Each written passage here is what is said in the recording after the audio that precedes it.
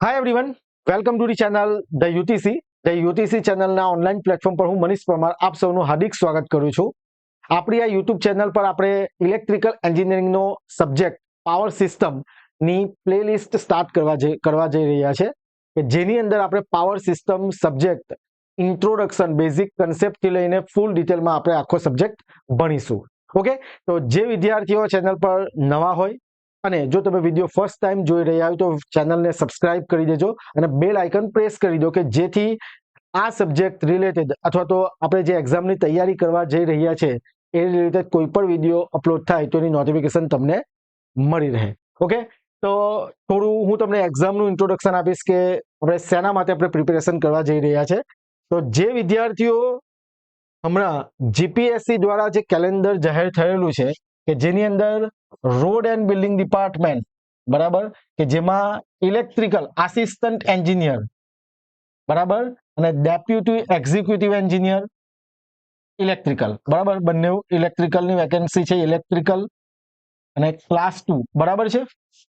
તો જે વિદ્યાર્થીઓ ઇલેક્ટ્રિકલ એન્જિનિયરિંગ કરેલું છે અને તમે કોઈ કોમ્પિટિટિવ એક્ઝામની તૈયારી કરી રહ્યા છો તો સ્વાભાવિક વસ્તુ છે કે તમને ખ્યાલ જ હશે કે જે જીપીએસસી કેલેન્ડરમાં જે જાહેરાત પડી છે આસિસ્ટન્ટ એન્જિનિયર અને નાયબ કાર્યપાલક ઇજનેર મદદનીશ ઇજનેર નાયબ કાર્યપાલક ઇજનેર રોડ અને બિલ્ડિંગ ડિપાર્ટમેન્ટ માટે આસિસ્ટન્ટ એન્જિનિયરની 139 વેકેન્સી છે અને નાયબ કાર્યપાલક ઇજનેરની 8 વેકેન્સી છે। આમ કુલ 147 વેકેન્સી કેલેન્ડરમાં જાહેર થયેલી છે કે જેનું નોટિફિકેશન શેમાં આવશે? જૂન મહિનામાં આવશે એડવર્ટાઇઝમેન્ટ અને એની એક્ઝામ કયા મહિનામાં છે? ઓક્ટોબર મહિનામાં છે બરાબર છે। ઓક્ટોબર મહિનામાં એની એક્ઝામ કઈ છે આપણને કેલેન્ડરમાં એટલે સંભવિત મહિનો તમને કહી દેવામાં આવેલો છે। એટલે કેલેન્ડરમાં જે વેકેન્સી આવી છે એટલે આપણી જાહેરાત જૂન મહિનામાં આપણને કીધું છે એટલે આવશે। ઓકે, તો આ જે વેકેન્સી માટે પ્રિપેરેશન માટે જે સિલેબસ છે તે આપણે જે લાસ્ટ ટાઈમ જે એક્ઝામ થઈ હતી બરાબર તેનો જે સિલેબસ એટલે કે આ જ પોસ્ટ માટે assistant engineer road building department માટે જે સિલેબસ જીપીએસસી દ્વારા બહાર પાડવામાં આવેલો હતો તો તેના પ્રમાણે આપણે પ્રિપેરેશન કરીશું બરાબર। અને જૂન મહિનામાં જો કોઈ ચેન્જીસ આવે તો એ ટોપિક પર આપણે એડ કરી દઈશું બરાબર। એમ તો ચેન્જીસ આવશે જ નહીં કારણ કે બધા સબ્જેક્ટનું ડિટેલમાં હમણાં પર એક એક્ઝામ ગઈ છે એમાં આપણને ડિટેલમાં સિલેબસ આપેલો છે। ઓકે, તો આપણે જે સિલેબસમાં છે પાવર સિસ્ટમ બરાબર એટલે સિલેબસમાં જે પાવર સિસ્ટમ સબ્જેક્ટ છે તેના આટલા ટોપિક આપણને આપેલા છે બરાબર છે। એના આટલા ટોપિક આપણને આપેલા છે બરાબર। પાવર સિસ્ટમ કે જેની અંદર સ્વિચ ગિયર પ્રોટેક્શન બરાબર છે પાવર સિસ્ટમ 1 2 3 જે તમે ભણેલા હશો કોલેજમાં એ બધા જે ઇમ્પોર્ટન્ટ ટોપિક છે એમાં આની અંદર કવર કરી લેવામાં આવેલા છે। હવે આની અંદર અમુક ટોપિક મેન્શન નથી ધારો કે એવું નથી કે આપણે કરવાના નથી પાવર સિસ્ટમ આખો સબ્જેક્ટ કરવો પડશે બરાબર કારણ કે જીપીએસસી દ્વારા બધા જ ટોપિકમાંથી ક્વેશ્ચન્સ પૂછાયા છે જે પ્રમાણે હું એનાલિસિસ કરેલું છે તે પ્રમાણે। અને લાસ્ટ ટાઈમ જે એક્ઝામ થઈ હતી તો પાવર સિસ્ટમમાં 25 થી 30 માર્ક્સનું વેટેજ હતું પાવર સિસ્ટમનું એટલે આ સબ્જેક્ટ આપણા માટે ખૂબ જ ઇમ્પોર્ટન્ટ છે।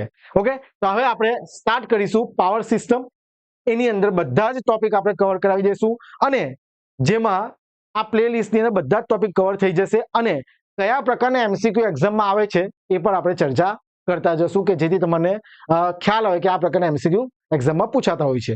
ઓકે, તો આજે આપણે સ્ટાર્ટ કરીશું ઇન્ટ્રોડક્શન ઓફ પાવર સિસ્ટમ બરાબર basic concept of power system. તો પહેલી વસ્તુ કે પાવર સિસ્ટમ શું છે તમે બધા જ ભણેલા છો પાવર સિસ્ટમ સબ્જેક્ટ બરાબર છે તો જ તમે આ ફોર્મ ભરશો અને આ વિડીયો જોતા હશો બરાબર છે। તો પાવર સિસ્ટમની અંદર સિમ્પલ વસ્તુ એ છે કે ધારો કે આપણે સ્વિચ ઓન કરીએ છીએ અને ફેન રોટેટ થાય છે ફરવા માંડે છે ઓપરેટ થાય છે બરાબર છે એટલે પાવર મળે છે પંખાને અને પંખો ઓપરેટ થાય છે વર્ક કરે છે। તો આ પાવર આપણા ઘર સુધી જે પહોંચે છે તો કોઈક જગ્યાથી આવતો હશે તો એ પહેલા એક સ્વિચ પાડ્યા પછી આપણો જે પંખો ઓપરેટ થાય છે એના પાછળ ઘણા બધા એન્જિનિયરો વર્ક કરે છે ત્યાં સુધી આપણી પાસે રિલાયેબલ પાવર આપણા ઘર સુધી પહોંચે છે। ઓકે, તો મેઇનલી પાવર જનરેટ થશે ટ્રાન્સમિટ થશે અને ડિસ્ટ્રીબ્યુટ થશે એટલે કે પાવર આપણા સુધી પહોંચે છે। તો આ જ આખું વસ્તુ છે તેને કહેવાશે પાવર સિસ્ટમ। એકદમ સિમ્પલ લેંગ્વેજમાં તમને મેં કહી દીધું પાવર જનરેટ થાય છે ટ્રાન્સમિટ થાય છે અને ટ્રાન્સમિટ થઈને ડિસ્ટ્રીબ્યુટ થાય છે અને આપણા સુધી પહોંચે છે power that is power system બરાબર છે। એકદમ સિમ્પલ લેંગ્વેજમાં આપણે જો કહેવું હોય તો પાવર સિસ્ટમની આ ડેફિનેશન છે। પણ જે જનરેશન, ટ્રાન્સમિશન અને ડિસ્ટ્રીબ્યુશનમાં પણ ઘણા બધા ફેક્ટર છે જે આપણે ડિટેલમાં સમજીશું સ્ટેપ બાય સ્ટેપ. બરાબર છે. જેમ જેમ લેક્ચર આવતા જશે તેમ તેમ બધી જ વસ્તુ તમને ક્લિયર થતી જશે. ઓકે, તો સિમ્પલ પહેલા તો ડેફિનેશન જોઈ લે પાવર સિસ્ટમની. Power system is a network which consist generation, distribution and transmission system. બરાબર છે. તો generation, transmission and distribution. Transmission પર શું છે તમને સમજાવીશ, ડિસ્ટ્રીબ્યુશન પર શું છે એ તમને સમજાવીશ, અને આપણે જનરેશન પર શું છે તે પણ હું તમને સમજાવીશ. It is uses the form of energy like coal and diesel and convert it into electrical energy. The power system includes the devices connected to the system like synchronous generator, motor, transformer, circuit breaker, conductor, etc. મેં તમને કીધું ને તે પ્રમાણે generation થી distribution સુધી ઘણી બધી વસ્તુઓ યુઝ થાય છે, ઘણા બધા એન્જિનિયરો વર્ક કરે છે, ત્યાર પછી આપણા ઘરે પાવર એકદમ વ્યવસ્થિત રિલાયબલ પહોંચે છે. બરાબર. Power plant, transformer, transmission line, substation, distribution line and distribution transformer are the 6 main components of the power system. Okay, the power plant generates the power which is step up or step down through the transformer for transmission. બરાબર, એટલે કે power જે generate થાય છે, બરાબર, એ પાવરને આપણે distribution સુધી પહોંચાડવા માટે એને સ્ટેપ અપ કરીશું અને સ્ટેપ ડાઉન કરીશું. શા માટે એવું કરીશું એ પણ આપણે ડિટેલમાં ડિસ્કસ કરીશું. ઓકે, તો આ થઈ ગઈ આપણી પાવર સિસ્ટમની બેઝિક ડેફિનેશન ને આપણું સરસ મજાનું અહીંયા પાવર સિસ્ટમ તમને એકદમ સિંગલ ડાયાગ્રામમાં બતાવેલું છે. સિંગલ લાઇનમાં એટલે એક ફિગર તરીકે બતાવેલું છે, તમને ખ્યાલ આવી જશે. ઓકે, તો transmission line transfer the power to the various substation. Through substation, the power is transferred to the distribution transformer, which is step down the power to the appropriate value, which is suitable for the consumer. Okay, તો અહીં તમે જોઈ શકો power plant. બરાબર, આ power plant છે આપણો. Hydro power plant, nuclear power plant. બરાબર, એક સિમ્પલ આપણે ઉદાહરણ લઈએ, હાઇડ્રો પાવર પ્લાન્ટ, જેમાં શું છે કે જે વોટર છે, પાણી છે, એને સ્ટોર કરવામાં આવે, એટલે પોટેન્શિયલ એનર્જી અંદર હશે. બરાબર, પછી ત્યારબાદ એને ટ્યુબ દ્વારા પાણી જે છે તેને આપણે શું કરીએ છીએ, ફ્લો થવા દઈએ, ટર્બાઇન પર ફરશે, એટલે potential energy converted into kinetic energy, kinetic energy converted into mechanical energy, turbine rotate થશે અને ઇલેક્ટ્રિસિટી જનરેટ થશે, એટલે કે mechanical energy convert into electrical energy. બરાબર, તો એ આપણું શું છે, હાઇડ્રો પાવર પ્લાન્ટ. હવે જે ઇલેક્ટ્રિસિટી જે જનરેટ થાય છે, બરાબર, તેને ટ્રાન્સમિટ કરવામાં આવે. આ આપણું થઈ ગયું જનરેશન. આ શું થઈ ગયું આપણું જનરેશન. બરાબર, હવે પાવર જે જનરેટ થયો આપણા ઘર સુધી પહોંચવા માટે એને ટ્રાન્સમિટ કરવામાં આવે. બરાબર છે. તો આ જે આપણી ટ્રાન્સમિશન લાઇન, એટલે કે એને હમણાં ટ્રાન્સમિશન નામ આપીએ છીએ, ટ્રાન્સમિશન, પાવર ટ્રાન્સમિટ કરીએ અને અહીંથી જે ડિસ્ટ્રીબ્યુટ થાય છે that is distribution. બરાબર છે. તો જનરેશન, ટ્રાન્સમિશન એન્ડ ડિસ્ટ્રીબ્યુશન, ત્યાર પછી પાવર આપણા ઘર સુધી પહોંચે છે. ઓકે, તો આખું શું છે આપણું પાવર સિસ્ટમ. બરાબર છે. અહીં હાઇડ્રો પાવર, અલગ અલગ પ્રકારના પાવર પ્લાન્ટ હોય છે જે આપણે પાવર જનરેટ કરી શકીએ છીએ. બાબા ટ્રાન્સમિશન જે થાય છે, તો with the use of transmission line, તમે જે ટ્રાવેલિંગ કરો છો તો તમને આજુબાજુ મોટા ટાવરો દેખાય છે. બરાબર, ત્યાં એક લાંબા કંડક્ટર તમને ટ્રાન્સફર થતા દેખાશે.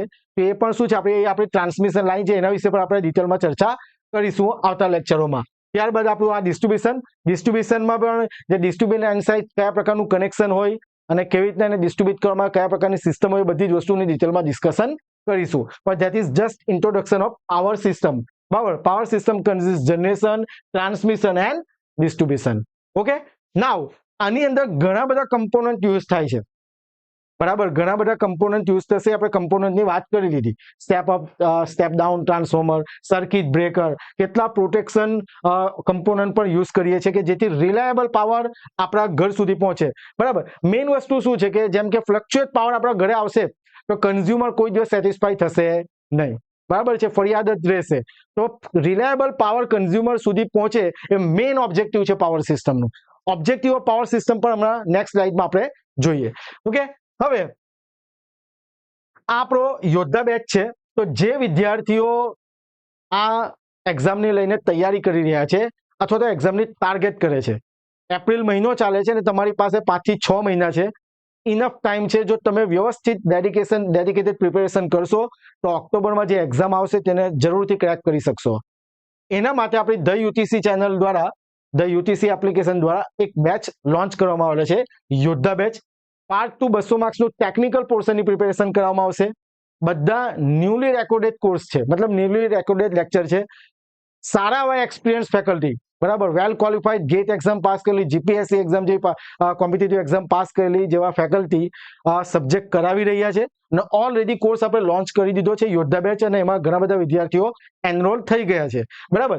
એની અંદર જે આપણી કુલ 147 વેકેન્સી, 139 આસિસ્ટન્ટ એન્જિનિયર અને 8 વેકેન્સી ડેપ્યુટી એક્ઝિક્યુટિવ એન્જિનિયરની જે વેકેન્સી છે એના માટે પ્રિપેરેશન કરાવીએ છીએ. આની અંદર જે વેલિડિટી છે તે અપ ટુ એક્ઝામ, બરાબર, જે કોર્સની વેલિડિટી છે એ ક્યાં સુધી રહેશે? Up to exam. અને તમે દરેક લેક્ચરની પીડીએફ ડાઉનલોડ કરી શકશો, મતલબ ફાઇલ મેનેજર અથવા તો ગેલેરીમાં તમે એને સેવ કરી શકશો. અને આ જે કોર્સની જે પ્રાઇસ છે તે 4,999 રૂપિયા છે, બરાબર, 4,999 રૂપિયા છે.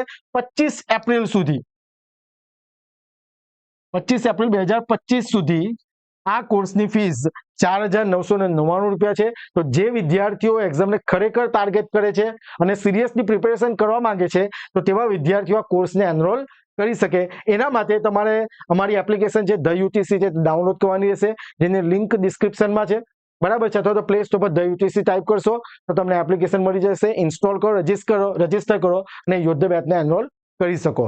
ઓકે. એ સિવાય જો તમારે કોઈ વધારે માહિતી જોઈતી હોય તો મારો મોબાઈલ નંબર 6354999091 પર તમે મને કોલ કરી શકો. ઓકે. તો હવે આપણા સબ્જેક્ટ પર આગળ વધીએ. Objective of power system. મેં તમને કીધું તે પ્રમાણે પાવર સિસ્ટમનું ઓબ્જેક્ટિવ શું છે, મેઇન ઓબ્જેક્ટિવ શું છે, તો એ જરા થોડું વાંચી લઈએ. The primary objective of power system control is to maintain continuous supply of electricity. સમજો, બરાબર. આ maintain, to maintain continuous supply of electricity with acceptable quality to all consumer by ensuring a balance between power generation and demand. બરાબર. જે demand છે, load demand. Load એટલે શું? Electric load એટલે શું? Electric load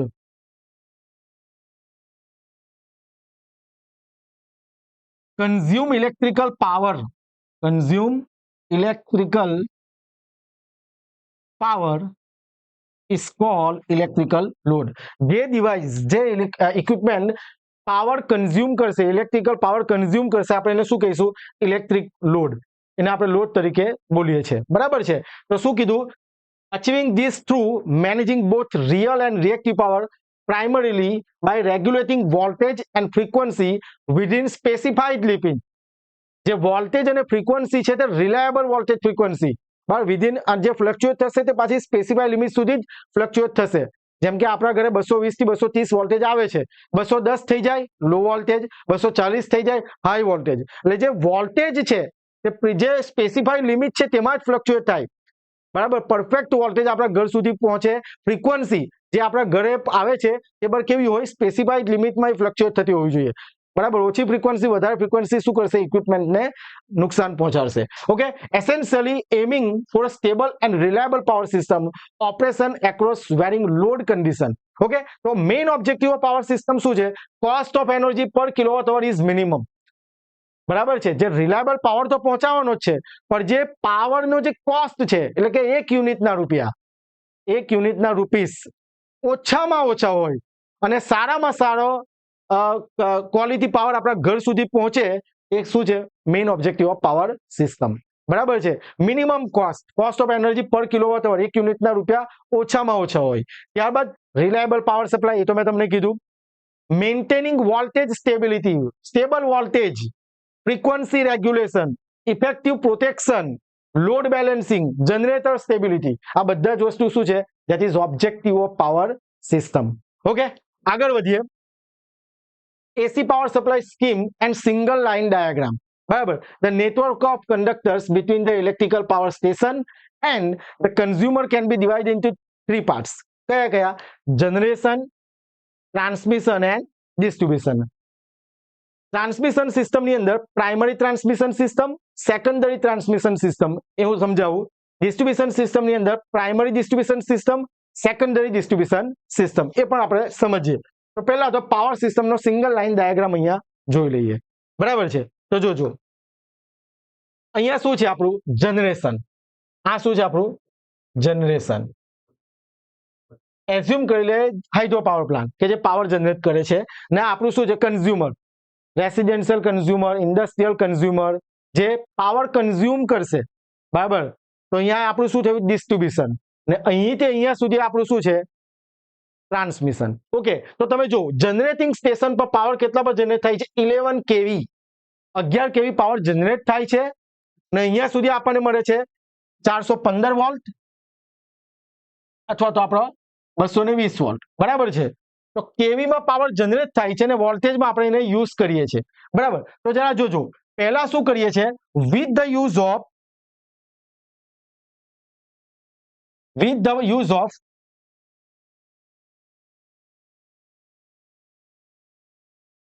step up transformer. શું છે with the use of step up transformer 11 કેવી વોલ્ટેજ છે તેને 132 કેવીમાં આપણે સ્ટેપ અપ કરીએ છીએ with the use of step up transformer. Transformer શું કરશે વોલ્ટેજને સ્ટેપ અપ કરશે. તો શા માટે એવું કરવું પડ્યું?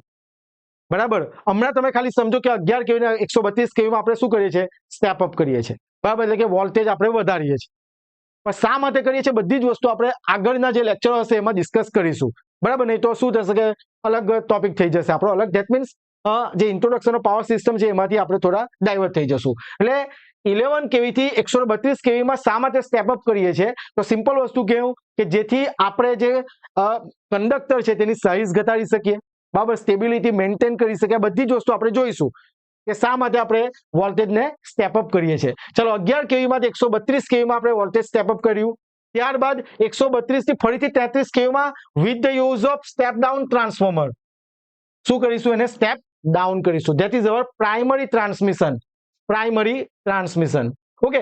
સેકન્ડરી ટ્રાન્સમિશન શું 33 કેવીમાંથી 11 કેવીમાં અહીંયા આપણે 66 કેવીમાં પણ એને સ્ટેપ ડાઉન કરી શકીએ. અને તો 66 ટુ 11 કેવી અથવા તો 33 ટુ 11 કેવી આપણે શું કરીશું એને સ્ટેપ ડાઉન કરીશું. That is called secondary transmission. બરાબર છે. Primary transmission, secondary transmission. હવે પ્રાઇમરી ડિસ્ટ્રીબ્યુશન ધારો કે ઇન્ડસ્ટ્રીયલ કન્ઝ્યુમર છે કે જેને પાવર જોઈએ છે 11 કેવી તો એ યુઝ કરશે. That is primary distribution. ત્યારબાદ સેકન્ડરી ડિસ્ટ્રીબ્યુશન જે આપણા ઘર સુધી પહોંચે છે. બરાબર. 11 કેવી ટુ 415 અને ડેલ્ટા ટુ સ્ટાર કનેક્શન કરીને આપણે જે single phase to neutral use કરીને 220 વોલ્ટેજ આપણે આપણા ઘર સુધી પહોંચાડીએ છીએ. Okay, that is single line diagram of power system. Simple. Generation to distribution. Primary transmission, secondary transmission, primary distribution, secondary distribution. Okay. અને શા માટે આપણે વોલ્ટેજને સ્ટેપ અપ અને સ્ટેપ ડાઉન કરીએ છીએ એ બધી જ વસ્તુ આવનારા લેક્ચરમાં આપણે જોઈશું. ઓકે. તો આ basic single line diagram of power system છે જે તમે કોલેજમાં પણ ભણેલા હશો અને બધાને આવડતું હશે. ઓકે. હવે આપણે જરા બધી વસ્તુ જોઈ લઈએ. Generating station. Generation is a part of system where we convert some form of energy into electrical energy. This is the source of energy in the power system. It keeps running all time. It generates power at different voltage and power levels depending upon the type of station, and the generator use the maximum number of generators generate the power at voltage level around 11 kV or 20 kV. Okay. તો different type ના power plant use થાય છે power generate કરવા માટે. બરાબર છે. એ બધા power plant અલગ અલગ hydro power plant, nuclear power plant, diesel power plant જે શું કરશે પાવર જનરેટ કરશે. Presently, the generating station we employ mainly over the world are following. કયા પાવર પ્લાન્ટ છે જે પાવર જનરેટ કરશે તે જરા જોઈ લઈએ. Thermal power plant, hydel power plant, nuclear power plant. Hydel power plant એટલે કયું આપણો હાઇડ્રો ઇલેક્ટ્રિક પાવર પ્લાન્ટ જેમ કે આપણે ઉકાઈ ડેમ. બરાબર. એ પણ એ પાવર જનરેટ કરે છે. Diesel power plant, gas power plant, solar power plant, tidal power plant, wind power plant આ બધા શું છે પાવર પ્લાન્ટ એ શું કરશે પાવર જનરેટ કરશે. આગળ જઈએ. ટ્રાન્સમિશન સિસ્ટમ જેમાં મેં તમને વાત કરી કે પાવર જનરેટ થઈ ગયો 11 કેવી. હવે એને આપણે ટ્રાન્સમિટ કરવું છે તો એ આપણા ઘર સુધી પહોંચશે. બરાબર છે. તો ટ્રાન્સમિટ કરવા માટે આપણે ટ્રાન્સમિશન લાઇનનો યુઝ કરીએ છીએ. એ પણ આપણે ટ્રાન્સમિશન લાઇનનો જે ટોપિક આવશે એના વિશે આપણે ભણીશું. ચાલો. Primary transmission. The electric power produced at 11 kV 11 kV is stepped up to 132 kV at the generating station with the help of three-phase transformer. Then the electric power at 132 kV is transmitted by three-phase, three-wire overhead transmission system. આ GPSC માં MCQ પૂછાઈ ગયો છે, બરાબર. આ MCQ પૂછાયો છે કે overhead transmission line જે હાઈ વોલ્ટેજ ટ્રાન્સમિટ કરવામાં આવે છે તે કયા પ્રકારની લાઇન હોય છે? તો કઈ three phase three wire overhead transmission system, બરાબર છે. આ એમસીક્યુ પૂછાયો છે જીપીએસસી માં, that is MCQ. Three phase three wire system દ્વારા પાવર ટ્રાન્સમિટ કરવામાં આવે ઓવરહેડ ટ્રાન્સમિશન લાઇનમાં. આ એમસીક્યુ જીપીએસસી માં પૂછાઈ ગયો છે. જીપીએસસી જે પ્રીવિયસ યર પેપર લેવાયા હતા તેમાં એમસીક્યુ આવી ગયો છે.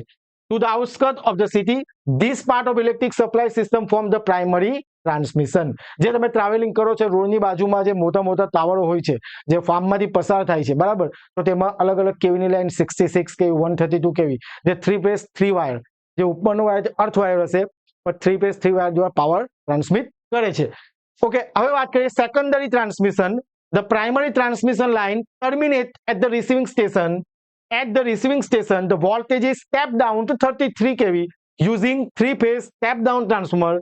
From the receiving station, the electric power is transmitted at 33 kV by three-phase three-wire overhead transmission system to various substations. Located at the strategic point in the city, this part of electric supply system called the secondary transmission. બરાબર છે.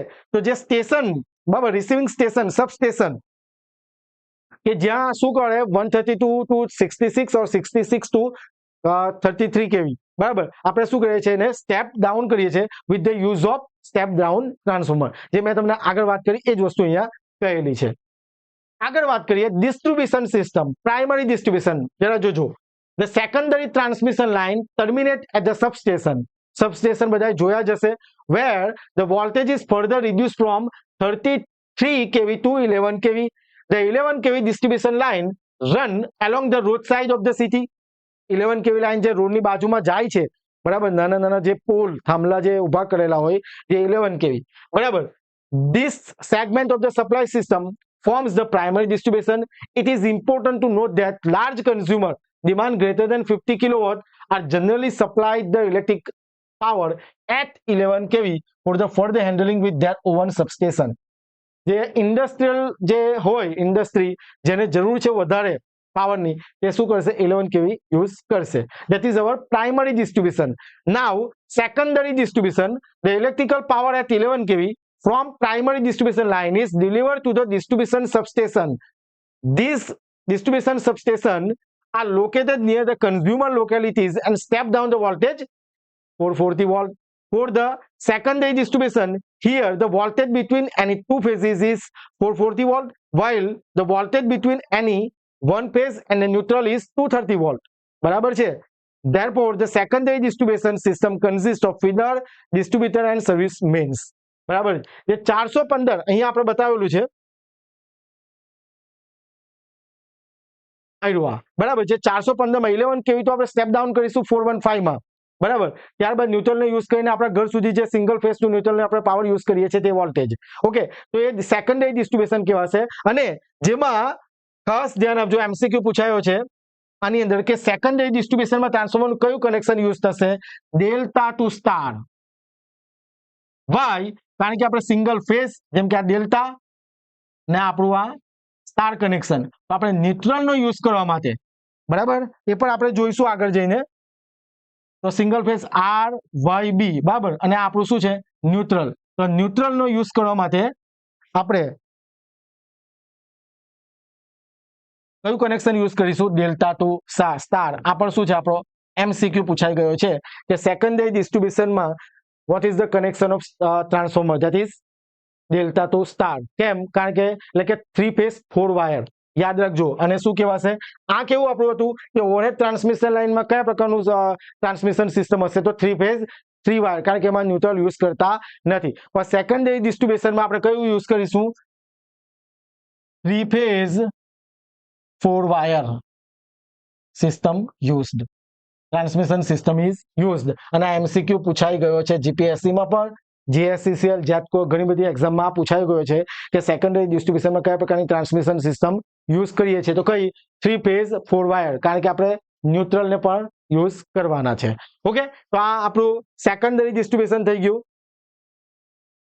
હવે advantage of high voltage power transmission, જે મેં તમને કીધું કે power આપણે high voltage પર ટ્રાન્સમિટ કરીએ, ખાલી અહીંયા લિસ્ટ આઉટ કરેલું છે. શા કેવી રીતના ફાયદો થાય છે, શું થાય છે, બધી આપણે આગળના લેક્ચરમાં ચર્ચા કરીશું. તો જોઈએ, લાઇન લોસીસ આર રિડ્યુસ. પહેલા તો લોસ રિડ્યુસ થશે, પાવર લોસ કઈ રીતના રિડ્યુસ થાય એ પણ આપણે ચર્ચા કરીશું. Voltage drop along the line is significantly minimise, transmission efficiency increase, efficiency વધશે, less conductor size is required. જે હાઈ વોલ્ટેજ, જેટલા વોલ્ટેજ હાઈ હશે આપણે જે કંડક્ટરની સાઇઝ છે તો શું થશે, રિડ્યુસ થશે. The cost of power transmission is lower. એટલે આપણને જો કંડક્ટરની સાઇઝ ઓછી હશે, ઇન્સ્યુલેશન ઓછું કરવું પડશે, બરાબર, તો શું થશે કે આપણી જે કોસ્ટ છે ઓવરઓલ પાવર સિસ્ટમ, જે પાવર ટ્રાન્સમિટ કરવાનું એ પણ શું થશે, રિડ્યુસ થશે. ઓકે, તો હમણાં સુધી આપણે જે જોયું ઇન્ટ્રોડક્શન ઓફ પાવર સિસ્ટમ,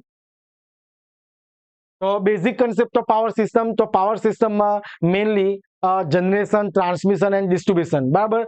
જનરેશનમાં અલગ અલગ પાવર પ્લાન્ટ પાવર જનરેટ થશે, ત્યારબાદ એને ટ્રાન્સમિટ થશે, પ્રાઇમરી ટ્રાન્સમિશન, સેકન્ડરી ટ્રાન્સમિશન, ત્યારબાદ ડિસ્ટ્રીબ્યુટ કરવામાં આવશે, primary distribution, secondary distribution. Okay, તો આ આપણું બેઝિક વસ્તુ હતું. ઓબ્જેક્ટિવ ઓફ પાવર સિસ્ટમમાં કે જે કન્ઝ્યુમર છે તેને રિલાયબલ પાવર પહોંચે, બરાબર, સ્પેસિફાઈ લિમિટમાં ફ્લક્ચ્યુએટ થશે, વોલ્ટેજ એન્ડ ફ્રીક્વન્સી અને રિલાયબલ પાવર કન્ઝ્યુમર સુધી પહોંચે. That is the main objective of power system. જે યુનિટ છે તેનો કોસ્ટ ઓછામાં ઓછો રહે, that is also objective of power system. Okay, તો આપણે આજના વિડીયોમાં આપણે ઇન્ટ્રોડક્શન અને basic concept of power system જોયું. ઓકે, તો હવે નેક્સ્ટ વિડીયોમાં જ્યારે મળીશું ત્યારે આપણે બીજો ટોપિક જે હશે પાવર સિસ્ટમનો તેમાં આપણે ચર્ચા કરીશું. ઓકે, તો જે વિદ્યાર્થીઓ હજુ પણ ચેનલ સબસ્ક્રાઇબ નથી કરી તો ચેનલને સબસ્ક્રાઇબ કરી દો, અને ટેલિગ્રામ ચેનલની લિંક ડિસ્ક્રિપ્શનમાં છે, તો તમે ટેલિગ્રામ ચેનલને પણ જોઈન કરી શકો. અને જે વિદ્યાર્થીઓ યોદ્ધા બેચ એનરોલ કરવા માંગે છે અને પ્રિપેરેશન કરવા માંગે છે આપણી આ વેકેન્સી માટે, તો આજે જ તમે એપ્લિકેશનને ઇન્સ્ટોલ કરીને